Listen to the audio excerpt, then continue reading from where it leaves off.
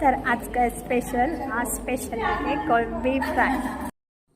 तर आता आपण कोळंबी फ्राय करतोय आणि या कोळंबीत आपण मीठ घालून घेतोय, हळद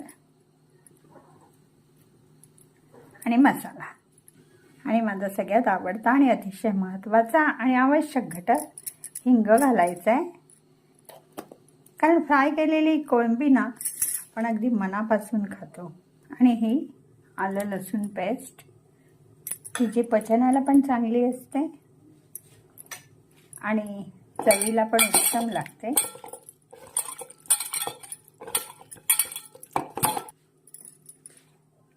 आपण रवा लावून तळतोच, पण तांदळाचं पीठ लावून सुद्धा ना खूप छान वाटतात।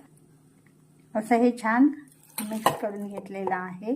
जास्त नाही कोटिंग लावायचं, मग त्याची चव जाते ना म्हणून। आणि आपल्याला मग एक एक पण घालत बसायला नको, होलसेल आपण घालू शकतो।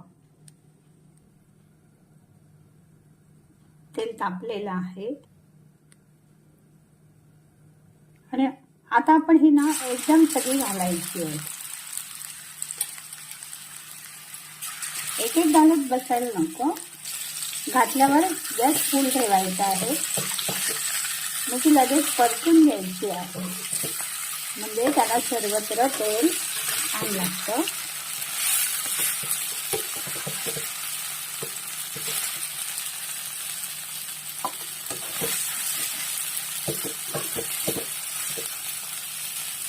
आणि त्याच्यावरती आता आपण झाकण ठेवूया आणि गॅस मंद करूया।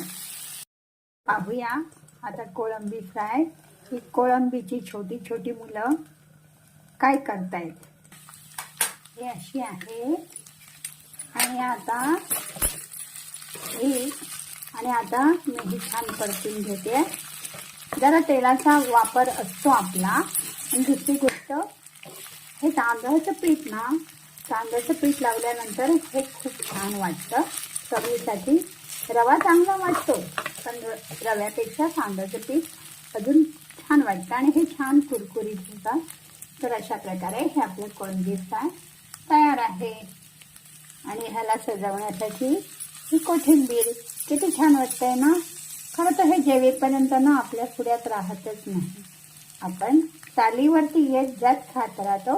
तुम्ही पण प्रयत्न करा, तुम्ही पण हे असं छान करा, त्याचा आनंद घ्या, चवीने खा। धन्यवाद।